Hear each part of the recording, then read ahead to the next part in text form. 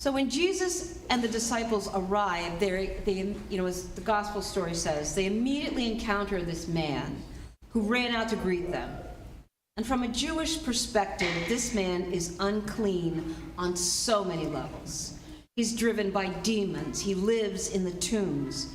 And in Israel, Israel back in the day, in antiquity, tombs were considered unclean. In that time, tombs were carved out of rock or an outcropping of stone. Think of Lazarus' tomb and think of Jesus' own tomb. In this particular tomb, Legion may have broken into it and was living there among the rotting corpses of his neighbors. For someone to be living inside of a tomb would have made them a very disgusting individual.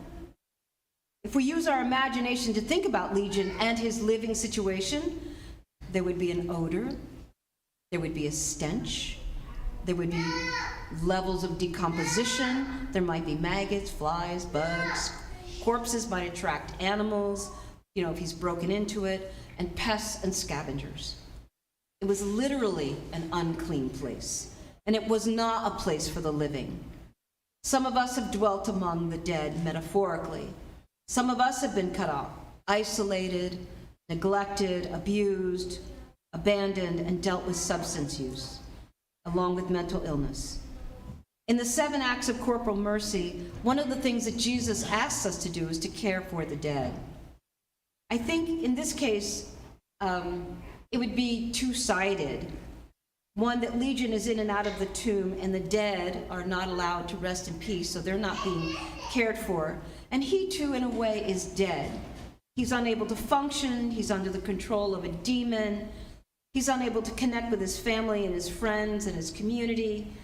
And I wonder, when Jesus is asking us to care for the dead, we know he meant for those, as the young people say, unalive.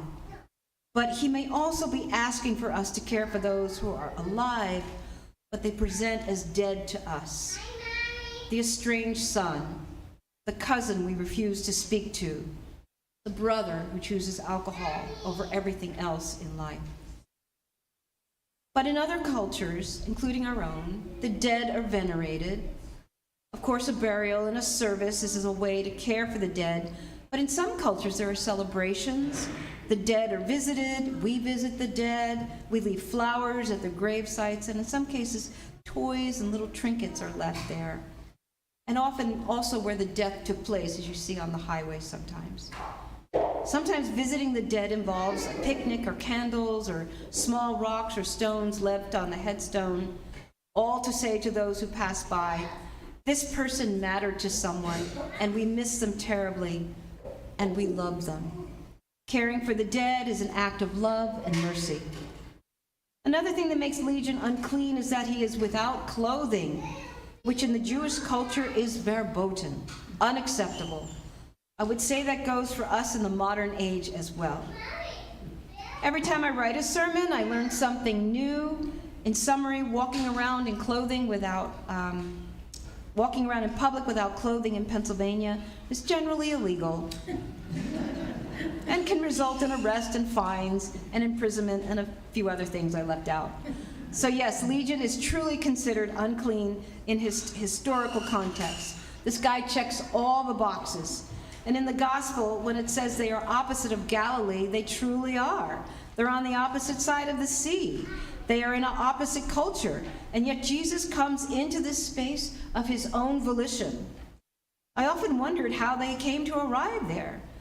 In the story before this, they set sail for the town. They crossed the sea, and they thought it was a great risk when the storm came up out of nowhere. I find it interesting that the sea, calming the sea story, is before this story. And no one said, oh, look at the sky, it looks pretty foreboding, I don't think we should go. Because it's not mentioned in the story. But it's because it's my understanding, and I think the reader's understanding, that when they set sail, the sky is clear. This storm truly seems to come out of nowhere. And if we think of it out of nowhere, that reminds us how unpredictable life can be.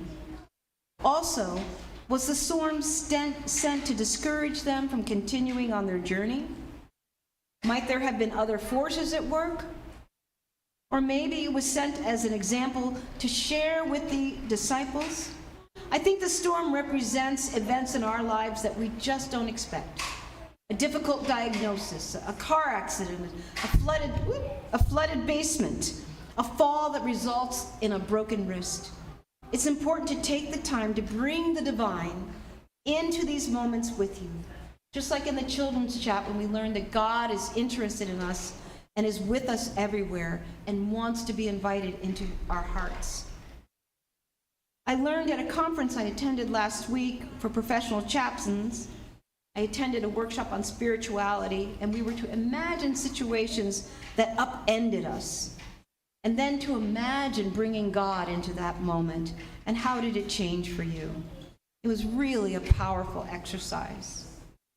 So Legion is also a Gentile. That's another opposite, and this is another reason why he is unclean.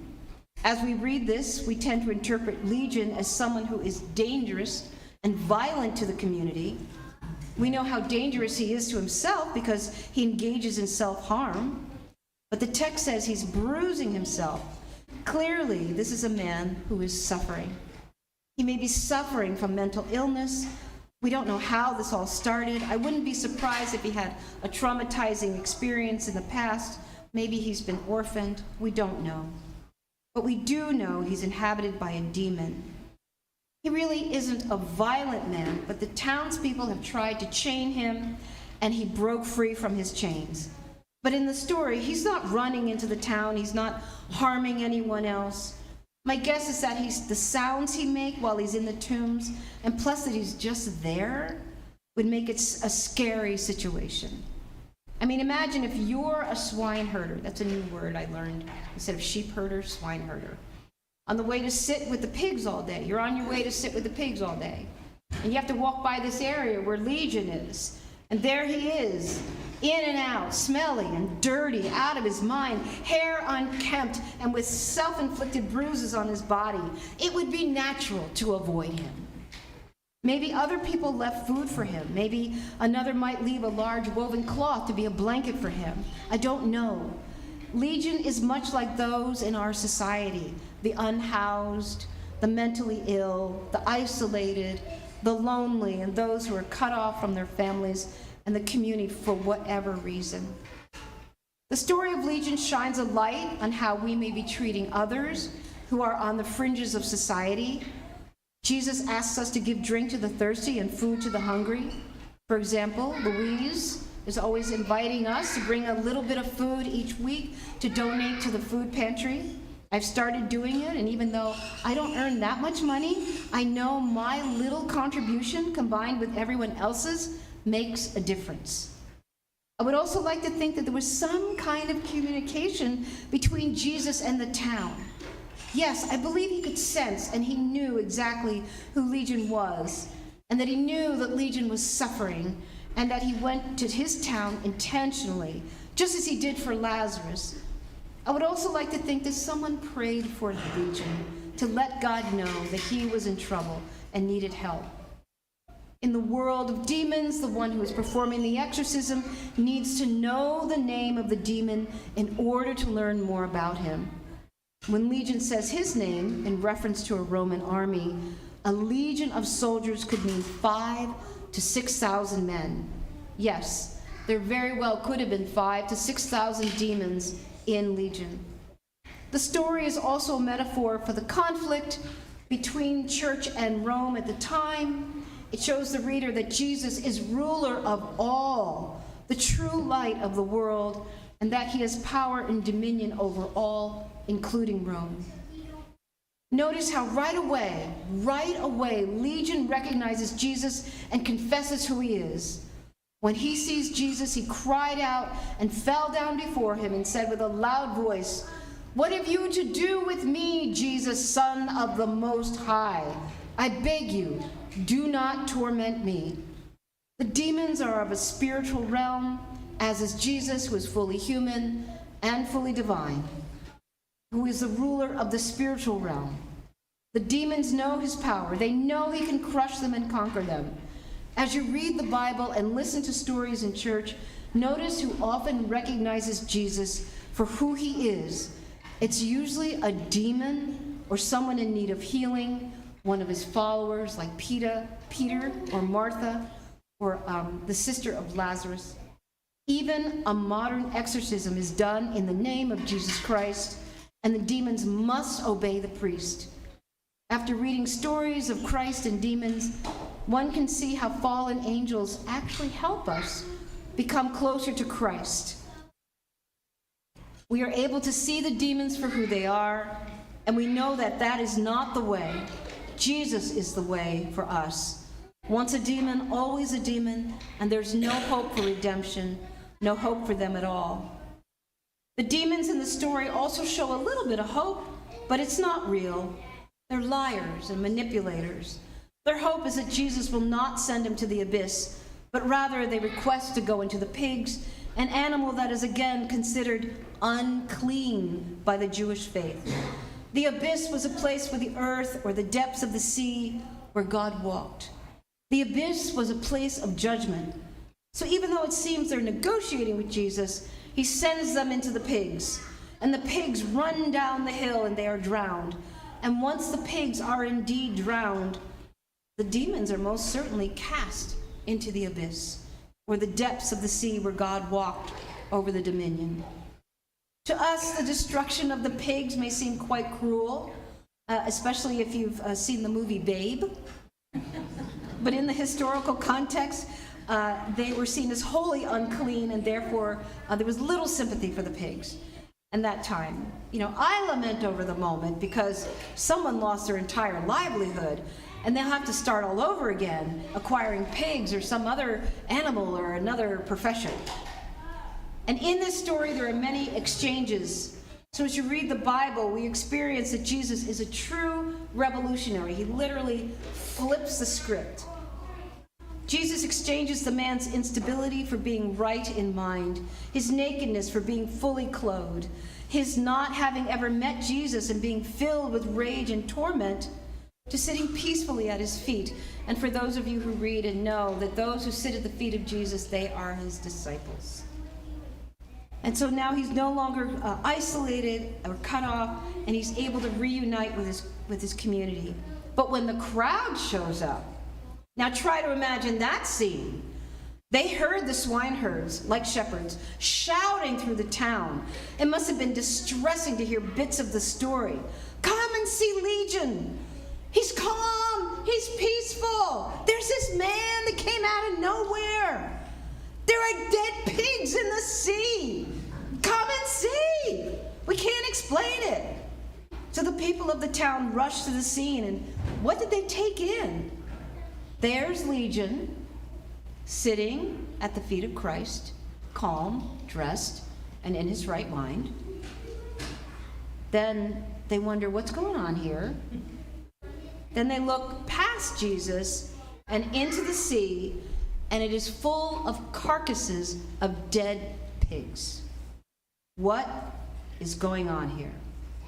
I mean, these pigs were just minding their own business, just grazing on the hillside. And then they're inflicted with demons, and now they're dead. How does one even make sense of all of this? And who is this man, this Jesus, who is the root of this surreal scene?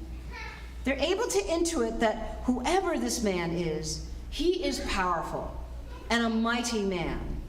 Clearly, he's able to set Legion into his right mind and somehow cause the pigs to drown? How did this happen? So in the story before this, the one with the storm and the sea, the one we know really well, Luke ends the story with the disciples asking the same thing. Who is this man who can control the wind and the water, and they obey him? Yet they remained with Jesus. Do you think they thought differently of him? Or were they in awe of his ability to calm the storms? They had witnessed healing and also listened to him teach. So the townspeople had the same question. Who is this man that can calm the storm that was once a madman? These two stories told back to back show the example that Jesus is Lord of all creation and he's Lord of all mankind.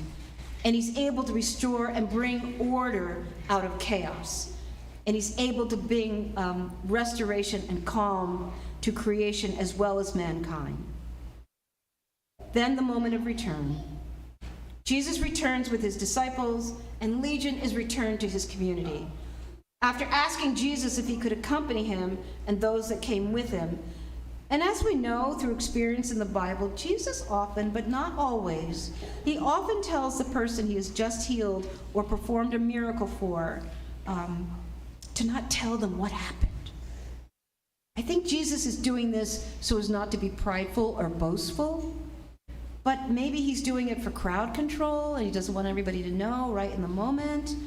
But when I read the Bible, especially about Jesus, I really feel that he understood human nature, and I think he already knew that they were going to tell people what happened. I mean, I would. Why not? So is it possible that he told Legion to go and proclaim what was done to him? Because Legion might do a better job amongst his people. And that Jesus did not intend to return to the region again. He trusted Legion to continue to do the work of spreading the good news of Jesus all on his own, as a first-hand witness and evangelizer amongst a community of Gentiles. The mystic Julian of Norwich said of this story that the suffering that Legion endured became a badge of honor because he was fully healed of his wounds, his bruises, his nakedness, and his being possessed by demons.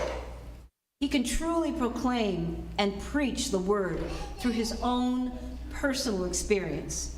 He can preach and speak from a place of truth, that suffering can be exchanged for honor and joy and triumph and redemption. Peace was brought to creation and to mankind. This same peace is accessible to us today through the mighty love and mercy and compassion of our beloved and most precious Jesus Christ. Amen.